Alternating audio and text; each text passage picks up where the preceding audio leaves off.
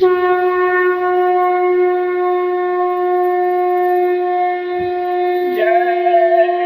गुरुदेव। जय गुरुदेव। राम रहीम और कृष्ण मुरारी सबके सब थे शाकाहारी। रहम करो रहमान मिलेंगे, दया करो भगवान मिलेंगे।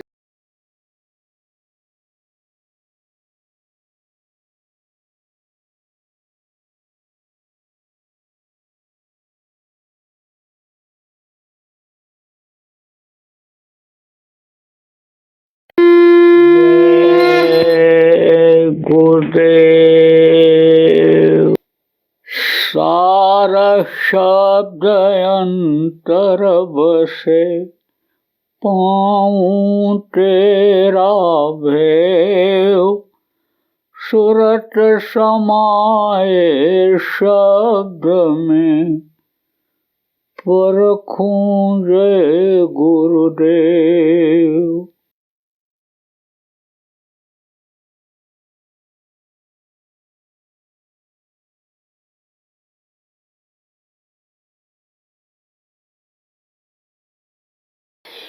तो आप प्रेमियों को समझने की ज़रूरत है कि पानी पीते थे, अब वो मल जो अटड़ियों में भी कहीं चिपका है इधर उधर, कहीं भी अगर उसके फूलने में पानी की कमी रह गई, रात को नहीं पी पाए पानी, या रात को सोने से पहले नहीं पी पाए, पानी की कमी हो गई, तो पानी वो उसको मिला करके और सुबह के समय बैठते लोग क्या करते थे, ऐसे यहाँ दबाते थे इस जगह पर, यहाँ न सोचिए, इसको ऐसे दबाओ, ऐसे उंगली से दबा दो, और लेटरिन जल्दी बाहर ना आती हो तो आ जाएगी थोड़ी देर, फटाफट 2 मिनट भी नहीं लगेगा। दांतों को नीचे ऊपर दबा करके बैठो, और जब मल बाहर हो जाए तब खोलो, तो दांत उससे मजबूत होते हैं। तो ये सब जब लोग करते थे तो निरोगी काया रहती थी, और निरोगी काया जब रहती है तभी आदमी कोई भी काम कर सकता है। ये देखो, नौजवान बच्चे पढ़ते हैं, कहते हैं भूल जाते हैं, याद ही नहीं रहता है, बार बार पढ़ते हैं फेल हो जाते हैं, कंपटीशन में बैठते हैं कामयाब नहीं होते। कारण क्या है? कारण यही है कि ये जो चीज़ें आती हैं बाज़ारों की, ये चुट-पुट बनी ये सब खाते हैं, या ऐसा जब से ये चिकना चुपड़ा फैट वाली चीज़ें जब से ज़्यादा आईं, तब से उनका मन उधर ही चला गया, तो उसको नुकसान करता है। नुकसान करता है तो स्मरण शक्ति भी खत्म हो जाती है। जैसे मीठा ज़्यादा खाने से यानी दिमाग कमज़ोर हो जाता है, भूलने की आदत बढ़ जाती है, स्वास्थ्य इनका खराब हो जाता है।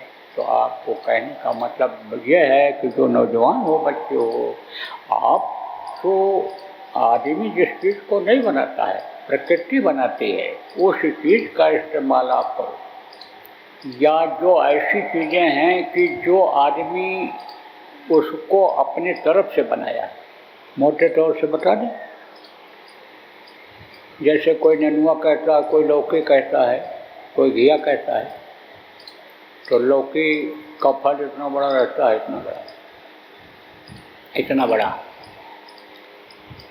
और रात को इंजेक्शन लगा दिया, तो अभी तो वो है मुश्किल से 150-200 ग्राम का, और सुबह वो समझो किलो पौन किलो का हो जाता है, इतना बड़ा। किससे हुआ? उस इंजेक्शन से हुआ। अब वो जो इंजेक्शन अंदर गया उसको बढ़ाया, उसको खाया, या जो कीड़े लगे हुए हैं उन कीड़ों के ऊपर जहरीली दवा डाला पत्तों के ऊपर, और फल उसमें लगा है, तो असर आएगा कि नहीं आएगा? तो नुकसान करेगा कि नहीं करेगा? आपको पहले लोग कैसे करते थे, उपज तो कम होती थी, पैदावार तो कम होती थी, लेकिन वो चीज़ें शुद्ध मिलती थी। पत्ते पर कीड़े आते थे, उनका काम क्या है? पत्तों को खाना। कुछ कीड़े ऐसे होते हैं, छोटे कीड़ों को बड़े कीड़े खाते हैं, वो भी उसे बढ़ जाते हैं, तो उनको उसका शिकार उसी पर मिल जाता है। तो वो तब भी थे, तो लोग क्या डालते थे? गोबर डाल देते थे, गऊ का, बैल का, आप समझो राख डाल देते थे, ये जो नीम की पत्तियां हैं इसको सड़ा करके जला करके किसी भी तरह से, नीम का गुण खत्म नहीं होता है, नीम को सड़ा दो, नीम की पत्ती भी काम में आती है, सड़ा दो उसको, आप समझो जला दो, उसके छाल को, उस पेड़ की शाखाओं को, उसके बीज को सड़ा दो, जला दो, कैसे भी, तो उसके तत्व खत्म नहीं होते। तो वो उस पर डाल देते थे तो कीड़े हट जाते, गंध से ही कीड़े नहीं आते थे। तो अब आप पे समझो ये जो शुद्ध चीज़ें, आप किसान हो तो आपको बताता हूँ, इसको पैदा करने की कोशिश करो जो प्रकृति देती है।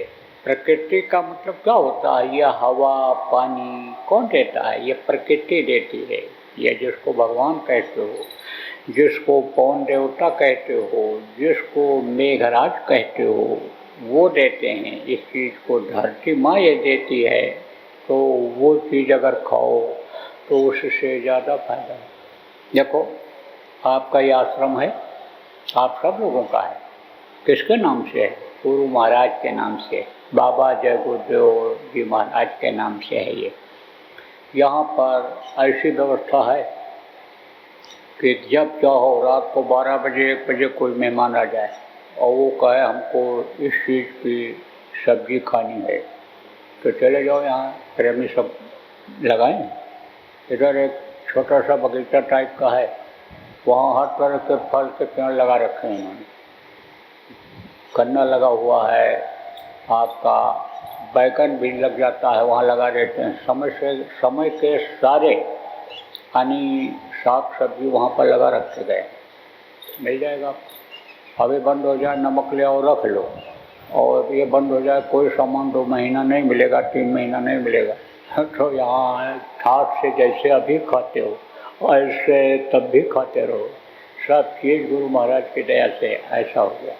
तो अब आप ये समझो कि ऐसी व्यवस्थाएं अगर सब जगह बन जाएंगी, भविष्य में बन जाएंगी, अब इसमें ऐसी व्यवस्थाएं हो जाएंगी सब जगह, आत्मनिर्भर बन जाएंगे लोग। जैसे आप इस समय वैज्ञानिक दृष्टिकोण से आत्मनिर्भर बन रहा है देश, सारे देश इस होड़ में लगे हुए हैं आत्मनिर्भर बनने के। ऐसे यानी समझो कुदरती विज्ञान, प्राकृतिक विज्ञान के द्वारा आगे ऐसा समय आ जाएगा। तो आपको मैं बता रहा था कि खाओ, लेकिन हिसाब से खाओ, कि खाने के चक्कर में ही न रहो। इस हिसाब से खाओ कि पेट भर लें, शरीर हमारा चलता रहे। इस हिसाब से पहनो कि ठंडी भी न लगे, गर्मी भी आपको ज़्यादा असर न करे। ठंडी में क्या होता है, मोटा कपड़ा पहनते हैं, ऊनी कपड़ा पहन लेते हैं, ये रुएं के किनारे जो छेद हैं इनसे हवा ठंडी अंदर नहीं जाती है तो महसूस नहीं होता है। गर्मी में क्या होता है, ये जो अब इस समय के ज़्यादातर कपड़े चले हैं हवा उसमें पास नहीं होती है, तो उस समय पर जो ये मोटे सुराख जिसमें होते हैं गर्मी में वो कपड़ा पहन लो। हम ये नहीं कहते हैं नहीं पहनो, कपड़ा भी पहन लो, जिसकी जैसी औकात है अच्छा पहन लो। आप ये समझो कोई मध्यम श्रेणी के हो तो उससे थोड़ा खराब पहन लो, मान लो जिसको लोग खराब कहते हैं आपकी औकात ऐसी नहीं तो उसी को पहन लो, काम सब करेगा वो। अब आप ये समझो चाहे 10,000 रुपये का आप शर्ट पैंट बनवा लो, कोट पैंट बनवा लो, और चाहे 1,000 रुपये का बनवा लो, और गरीब आदमी है कोई 400 रुपये बनवा लेगा शर्ट पैंट, उसका भी काम चलेगा। तो ये सब करो, घर भी बना लो, है आपके पास औकात है तो ऐसा घर बना लो कि बराबर उसकी मरम्मत कर सको, उसमें रह करके आपको सुख मिल जाए, शांति मिल जाए।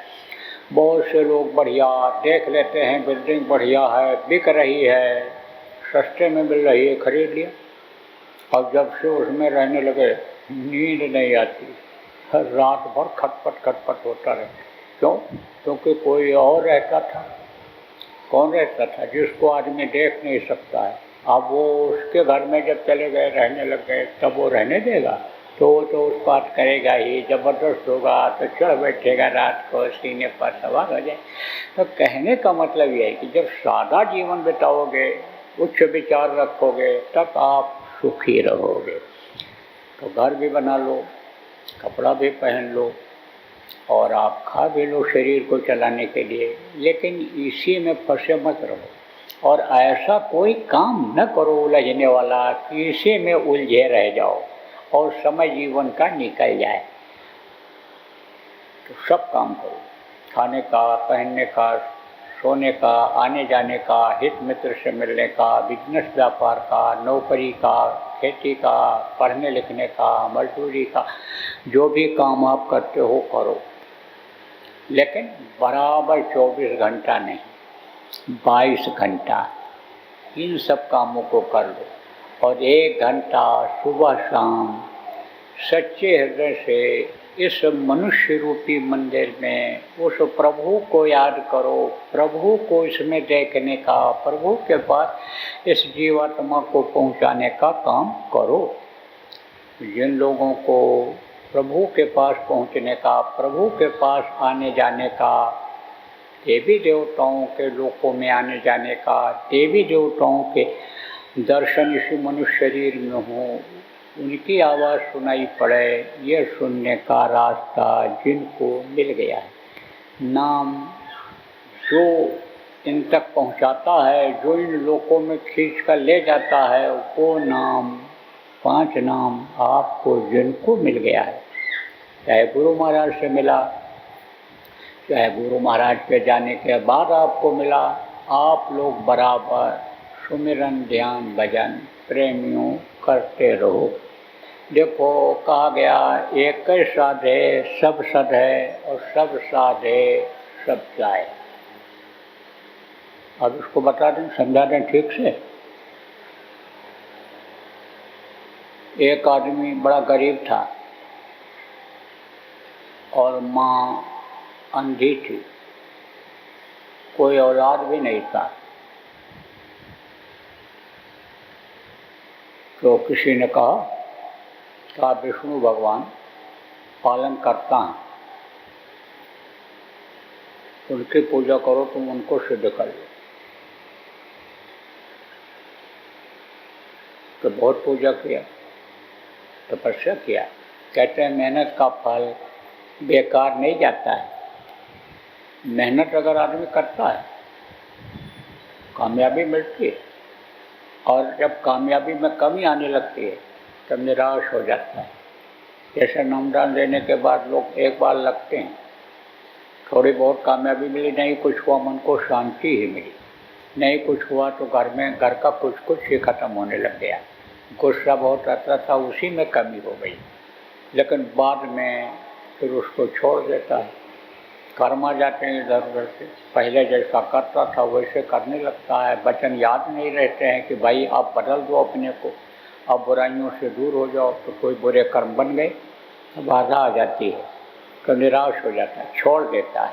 छोड़ना नहीं चाहिए, और ज़्यादा करना चाहिए कि आखिर हमको कुछ फ़ायदा हो रहा था तो अब क्यों नहीं हो रहा है, अब हम करने से हमको फ़ायदा मिला तो अब क्यों नहीं हो रहा है, तो अब और ज़्यादा करना चाहिए। तो मेहनत का फल कहते हैं मीठा होता है। दर्शन हुआ, अंतर में दर्शन हुआ, खुश हो गए, बोले क्या चाहता है, तो और कुछ तो जानता नहीं था। तो जो तकलीफ थी उसको वही याद थी, और जिसलिए उसने पूजा किया था, उनकी तपस्या किया था, ध्यान लगाया था, वही चीज़ें याद थी। तो कहा कि हम बहुत परेशान हैं। तब उन्होंने कहा ठीक है, तुमको एक वरदान मिलेगा, कुछ भी मांग लो। तो उसने कहा कि सोचा, कहा क्या मांगे, औलाद भी नहीं है और गरीबी है और मांझी है, माँ को दिखाई भी नहीं पड़ता है, तो क्या मांगू। कहा महाराज आज तो हमारे समझ में नहीं आ रहा है, मौका दे दो। कह जाओ, कल तक का मौका दे दिया, कल इसी समय पर तुम मांग लेना, लगाना ध्यान, मिलेंगे तुमको दिखाई पड़े, चले आना इसी स्थान पर जहाँ बैठ करके ध्यान लगा रहे। तो सोचता हुआ गया तो कहा घर वालों से पूछ लें, गृहस्थी को चलाने में सब मददगार हैं, सब मददगार हैं। बुढ़ों को ये लड़के आप घर से बाहर निकाल देते हैं और बुढ़ों के अकल से बड़ी बड़ी समस्याएं दूर हो जाती हैं। आप जो पुराने लोग हो, बराबर सत्संग सुनते रहते हो या यूट्यूब पर जो सत्संग सुनते रहते हो, आपको मालूम है कि बुढ़े के बगैर शादी नहीं हुई थी नौजवानों की। बैरंग लौटने वाले थे तो बुढ़े ने अकल दिया था तब शादी हुई थी। तो आप कहने का मतलब यह है कि सबकी कीमत होती है और कीमत लगाना चाहिए। अब कितना त्याग किया बच्चों, सोचो, माँ बाप ने आपको पढ़ाया लिखाया, जवान किया, खिलाया पहनाया। अम्मा का बच्चा जब पेशाब कर देता है, अनजान में नहीं जानकार होता है, क्या करती है? उसको सूखा कपड़ा डालती है, नहीं रह जाता सूखा कपड़ा, खुद लेट जाती है उसमें। किसमें? गीले जगह पर, गीले बिस्तर पर हो बच्चे को सूखे में लेटाती है। यानी अपना खाने वाली चीज में से बच्चे को खिला के फिर खाती है। कितना समझो त्याग करती है। इस चीज को बच्चों को सोचना चाहिए। अब नशे में कहीं कोई पहचान होती है? आजकल के देखो नौजवान नशे में धुत होते चले जा रहे हैं। ये जो गोलियां चल गई, नशे की आदत बन गई, नशे की टीम बन गई, जगह जगह फैशन में लोग नशा करने लग गए, ये कहीं कुछ करने देते हैं? तो आपको अपने बच्चों का, जिनके बच्चे हैं, थोड़ा ध्यान रखने की ज़रूरत है। और बच्चों, नशा से दूर रहना। जो लोग नशा करते भी हो, तौबा कर लो, कान पकड़ लो कि आज से हम नशा नहीं करेंगे, कि जिससे हमारे जीवन में भादव ना आवे, अंधेरा ना आवे। आज यानी श्रावण पूर्णिमा के पूर्व संध्या पर ही हम इस चीज को छोड़कर चले जाएंगे इनसे। तो गया, पूछा, कहा भाई परिवार और पूछा तो सबसे पहले पूछा इससे माँ से। माँ का स्थान ऊँचा होता है। कहा माँ एक वरदान मिलेगा, बताओ कौन सा वरदान मांग लें? तब उसने कहा बेटा मेरी आँख मांग ले, मैं भी दुनिया देख लूँ किस तरह की है। बाप के पास गया, कहा पिताजी क्या मांगें, एक वरदान मिलेगा।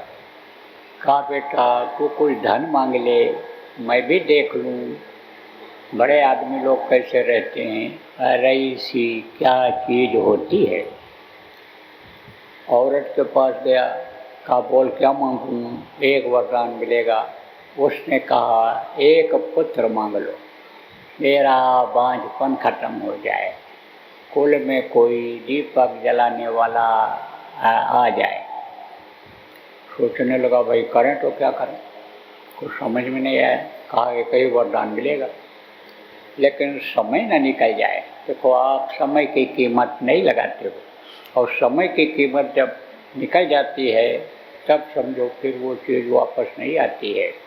आपको दृष्टांत में वो भी सुनाया गया था, जो बराबर सत्संग सुनते रहते हो, कि वो पारसमणि पत्थर जिसको कहते हैं, लोहे को सोना बनाने वाला महात्मा जी उस व्यापारी को दे करके आए थे और 1 महीने का समय दिया था, लेकिन वो आलसी में सारा समय निकाल दिया और ऐसे ही रह गया। जैसे गरीबी थी गरीबी ही रह गई। तो समय की कीमत होती है। समय किसी का इंतज़ार नहीं करता है, इसलिए समय से चलना चाहिए आदमी को, समय से काम करना चाहिए और हर अच्छा काम को समय से करके निपटा देना चाहिए। कोई बुरी भावना आ जाए या कोई काम आदमी को ये पता चल जाए कि ये गलत है तो उसको टाल देना चाहिए, लेकिन हर अच्छे काम को समय से करना चाहिए। तो समय आ गया था उसका, जा रहा था कि समय निकल जाएगा तो दर्शन नहीं होगा और वरदान मिलेगा नहीं। तो नीचे सिर किए हुए जा रहा था, उधर से एक महात्मा जी आ रहे थे, दिखाई पड़े। तो भारत देश की ये परंपरा रही कि संतों का सम्मान यहाँ हमेशा होता रहा है। अब ये जरूर है कि संत गति वाले कौन होते हैं, क्या होते हैं, ये लोगों को नहीं पता है, लेकिन वेशभूषा ही जिनकी संत की होती है, महात्माओं की होती है। कोई गेरुआ पहन ले, कोई काला पहन ले, कोई सफ़ेद पहन ले, कोई कुछ पहन ले, लेकिन ये सिद्ध हो जाए कि ये भाई महात्मा हैं तो लोग उनको प्रणाम सलाम करते ही करते हैं, पैर छूते ही छूते हैं। अब तो लोग बदनाम कर दिए और बदनाम संत बहुत जो अपने को कहलाने वाले हैं वो हो भी गए। क्यों? जो गृहस्थ काम नहीं करता है वो काम वो करने लग गए, वो कर डाले तो नाम खराब कर दिया। लेकिन पहले ऐसा नहीं था। तो देखा, पैर छुआ, उन्होंने देखा, कहा बच्चा तुम बड़े उदास लग रहे हो। हाँ महाराज। क्या उदासी है, क्यों उदासी है? महाराज जी हमारे सामने समस्या है, एक ही वरदान मिलेगा और हमारे सामने ये 3-4 समस्याएं हैं, ये कैसे दूर हों? तब उन्होंने कहा तो तूने अपने गुरु से नहीं पूछा? तो कहा गुरु तो हमने किया ही नहीं। गुरु तुमने नहीं किया? अरे गुरु बिन हो न ज्ञान, बगैर गुरु के तो किसी चीज़ की जानकारी हो ही नहीं पाती है। अरे बच्चा देखो, राम भगवान ने भी गुरु बनाया था, विद्या गुरु विश्वामित्र बनाया, विद्या गुरु उनको बनाया, वशिष्ठ जी को आध्यात्मिक गुरु बनाया, कृष्ण भगवान ने भी गुरु बनाया था, विद्या गुरु संदीपनी थे उनके, और आध्यात्मिक गुरु सुपज थे। तो तुमने गुरु नहीं बनाया? अरे तुमने पढ़ा लिखा नहीं, देखा नहीं किताबों को, धार्मिक किताबों को? कबीर साहब ने कहा निगुरा मुझको ना मिले, पापी मिले हजार, एक निगुरा के शीश पर लख पापी का भार। लाख पापियों का बोझा होता है, जो दीक्षा नहीं लेता, मंत्र नहीं देता, नाम की कमाई नहीं करता है, वो उसके सिर पर बोझा होता है पापों का। तो तूने ऐसा काम नहीं किया। कहा महाराज नहीं कर पाया, मैं तो इसी में फंसा रह गया। किस में फंसा रह गया? गृहस्थी में फंसा रह गया। मैं तो किसी को अपना हाथ समर्थ को पकड़ाया ही नहीं। महाराज मैं क्या करूं? लेकिन महाराज ऐसा उपदेश जब आप कर रहे हो तो हमको लग रहा है कि आप हमारा काम बना सकते हो। तो महाराज आप ही क्यों न गुरु मेरे बन जाओ, दया कर दो मेरे ऊपर, गुरु बन जाओ आप, दया कर दो। पैर छू लिया तो कहा तन धन धाम बाम सुत जाई, तजी न ताहि शरण जो आई। शरीर चला जाए, धन चला जाए, लड़का चला जाए, औरत चला जाए, लेकिन जो शरण में आ जाता है उसको त्यागते नहीं हैं। तमाम इतिहास देखो इस तरह का बना हुआ है कि कबूतर के बदले में समझो कि राजा शिव ने अपना मांस काट काट करके चढ़ा दिया था। आपने समझो ये क्यों? शरण में आ गया था। इंद्र जो आए थे बात बन करके, उन्होंने कहा था कि हमारा आहार है, इसको हमको छोड़ो, या तो अपने शरीर को काट काट करके हमारे लिए आहार दो। तो शरण में जो आ गया भारत देश, इसीलिए तो यानी महान देश कहा जाता है। यहाँ एक से त्यागी हुए, एक से तपस्वी हुए, भारतीय संस्कृति को बचाए रखने के लिए, भारत को उन्नति के शिखर पर बैठाए रखने के लिए बहुत त्याग किए हैं। तो प्रेमियों आपको समझने की ज़रूरत है कि शरण में जब ये चला गया महात्मा जी तो कहा अच्छा देख तुझको मैं बताता हूँ, जैसा बोलूँ वैसा ही बोलना जाकर के। कहा महाराज वैसा ही बोलें। तो कहा जाना तो कहना कि मेरे 7 मंजिला मकान पर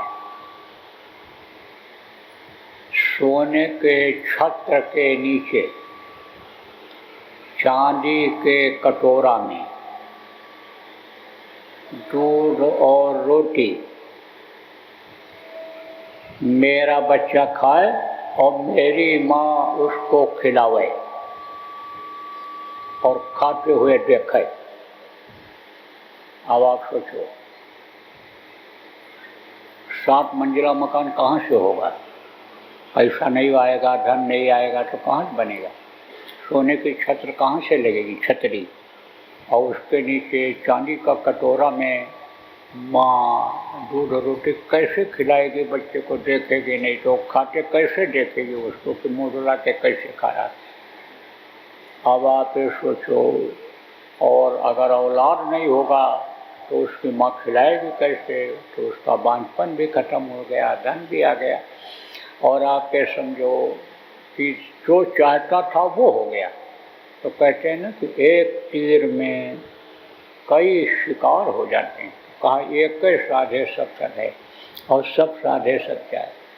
अब मोटी बात आप समझ लो कि दुनिया किसने बनाया। आपसे पूछा जाए तो आप कहोगे भगवान ने बनाया। अब एक एक चीज के लिए दौड़ते हो, और कुछ लोग दौड़ते ही रहते हैं, काम नहीं होता है, कामयाब नहीं होते।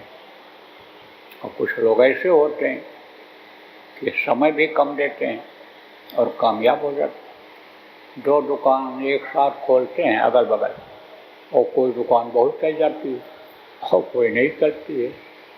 अब इसका कारण बताएंगे तो आप दुकानदार नाराज हो जाओगे। बहुत से लोग, कौन लोग जो मिलावट करते हो, बेईमानी करते हो, इनमें अगर कोई हो गए तो पुराने सत्संगी तो सब छोड़ दिए, कहते हैं अरे बहुत कुछ किया। अब आप जो रास्ता बता रहे हो, जब आपने बताया इस तरह से करो तो बहुत कामयाबी मिल गई, बताते भी हैं, पछताते हैं, बताते भी।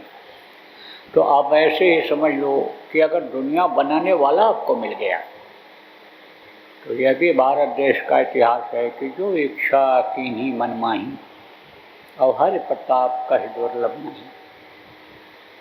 सती सावित्री ने देखो पति के प्राण को वापस ले लिया। हनुमान जी देखो उड़ करके गए, पहाड़ उठा करके ले आए। इच्छा किया है, इच्छा शक्ति जग जाती है। और माँ गण माँ महिमा लग माँ, ये सब सिद्धियाँ हैं, ये सब अंदर में प्रकट हो जाती हैं। और जिस चीज़ की इच्छा आदमी करता है वो इच्छा पूरी हो जाती है। तो कहोगे ये होगा कैसे? ये जो नामदान आपको मिला है, इसका जब जाप करोगे, आप सुमिरन करोगे, 8 माला का ध्यान लगाओगे, भजन करोगे, आवाज़ सुनने की कोशिश करो, इससे होगा। नियत दुरुस्त रखोगे तब होगा। शरीर को साफ सुथरा रखोगे। यह मानो मंदिर है, इसके अंदर जब कोई गंदी चीज़ नहीं डालोगे, मुर्दा मांस किसी भी पशु पक्षी का इसके अंदर नहीं डालोगे, अंडा मछली जब इसके अंदर नहीं डालोगे, ये साफ सुथरा मंदिर रहेगा। बाहर से चाहे न भी न हो, कपड़ा गंदा ही पहने रहो, वैसे सफाई तो जरूरी है, लेकिन बात आपको बता रहा हूँ, चाहे कपड़ा गंदा ही रहे, न नहाओ, 2 दिन न नहाओ, 4 दिन न नहाओ, तबीयत खराब हो जाती है। हाथ तो आदमी नहीं नहाता है तो न भी नहाओ, लेकिन अंदर की सफाई जरूरी होती है, क्योंकि ये जो साधना है अंदर की है, ये अंतर्मुखी साधना है। पूजा पाठ जो है ये बाहर मुखी है। ये जो फूल चढ़ाते हो, पत्ती चढ़ाते हो, ये बाहर की साधना है। बाहरी आँखों से जो भी प्रतिमा है, जो भी मूर्ति है, जो भी समाधि है, जो भी पेड़ पौधे हैं जिनको आप फूल पत्ती अच्छा चढ़ाते हो, ये बाहर से देख कर चढ़ाते हो, हाथ से उठा कर चढ़ाते हो, वहाँ पैर से चल करके जाते हो, तो ये बाहर मुखी साधना है। अंतर्मुखी साधना के लिए अंतरात्मा साफ होना चाहिए, मन बिल्कुल साफ होना चाहिए, सच्चा दिल होना चाहिए। सच्चा यानी देख करके वो दया करता है। यानी निर्मल मन जन सो मोह पावा कहा, यानी मोह कपट छल छल न भावा। निर्मलता जिसके अंदर रहती है उसको वो प्रभु मिलता है। तो इस तरह से आप संयम और नियम के साथ जो बातें बताई जाती हैं, अगर नामों को आप इनको जो बताया गया है जपोगे, करोगे, और अगर उनमें मन नहीं लगता है तो सेवा में शरीर को लगाओगे।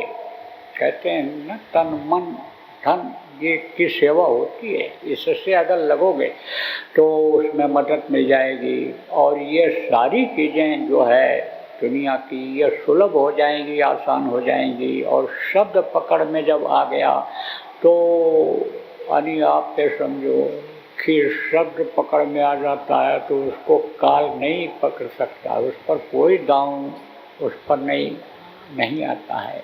है ना। तो समझो कि शब्द जब पकड़ में आ जाएगा तो किसी का जोर नहीं चलेगा, कोई बाधा नहीं आएगी, फिर तो जीवात्मा को खींच करके उस मालिक तक पहुँचाएगा। बाहर से भी गंदगी आती है। बाहर से गंदगी किसको कहते हैं?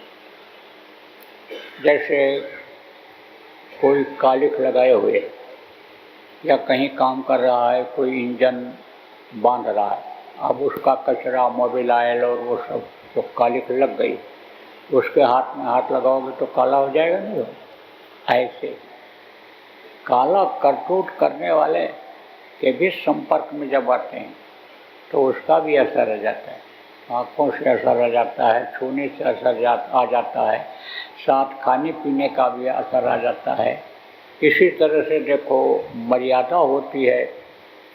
आप ये समझो कि एक बंधन होता है समाज का, जैसे सेवा करने का माता पिता गुरु भगवान का बताया गया, जैसे सेवा करने का है, ऐसे ही यानी समझो कि एक बंधन है, नियम है क्या, यानी संतान उत्पत्ति यानी पुत्र परिवार को बढ़ाने का।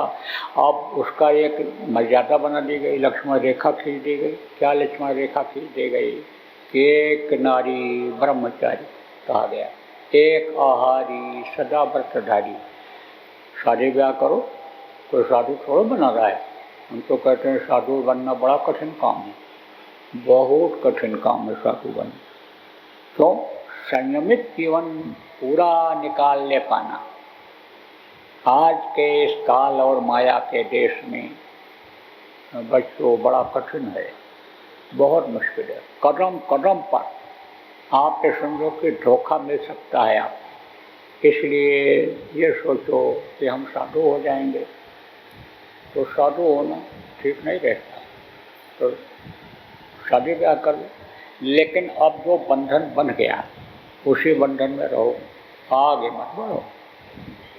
आप ये समझो, मोटी बात समझो, बच्चों और बच्चियों, पर पुरुष पर नारी से दूर रहो, जिससे ये शरीर गंदा ना होने पाए। बाहर से जैसे गंदा होता है ऐसे बाहरी यानी समझो कि मर्यादा के खिलाफ काम करने से कर्म आ जाते हैं, गंदगी आ जाती है। आप तो समझो गर्मी ठंडी या जितनी भी चीज़ें होती हैं बाहर से अंदर जाती हैं, कर्म भी बाहर से जाता है। आप देखने के आँखों से जाता है, कान से सुनने से जाता है, हाथ पैर से अंदर कर्म जाता है। तो बुरे कर्मों से बचने की ज़रूरत आपको रहेगी। तो देखो ये चीज़ें सब अगर नहीं समझ पाए हो तो आपको बहुत सरल भाषा में अब समझा देता हूँ कि देखो यह मनुष्य शरीर आपको बार बार मिलने वाला नहीं है। नरकों 84 में भटकने के बाद, कीड़ा मकोड़ा सांप गोजर बिच्छू में बंद होने के बाद, शरीर में बंद होने के बाद सैकड़ों साल पेड़ बना के खड़ा कर दिए गए, उसमें जिंदगी बिताया, पक्षी बना दिए गए, आसमान में ही उड़ रहे हैं, जल के जीव बना दिए गए, उसी में रहना है। बाहर निकले हुए तो हत्या हो जाएगी, हिंसा हो जाएगी, जी नहीं पाओगे। मछली को बाहर निकाल दिया जाए तालाब से, ज़्यादा देर तक जिंदा नहीं रह सकती है। तो इन सब में रहने के बाद, भटकने के बाद तब यह मनुष्य शरीर आपको मिला और फिर जल्दी मिलने वाला नहीं, क्योंकि माँ के पेट में जब थे बड़ी तकलीफ में थे, तब होश था, प्रार्थना किया था कि एक बार मौका दे दो। हम रास्ता लेकर के समर्थ गुरु को खोज करके और फिर हम बराबर भजन में लग जाएंगे, आपको याद करने में लग जाएंगे। जय गुरुदेव।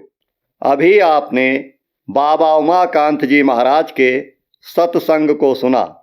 बाबा जी अन्य किसी से चंदा न लेकर अपने प्रेमियों के सहयोग से देश विदेश में तमाम जनहित के काम करते हुए सभी तरह की तकलीफ़ों को दूर करने व प्रभु के मिलने का उपाय बताते हैं।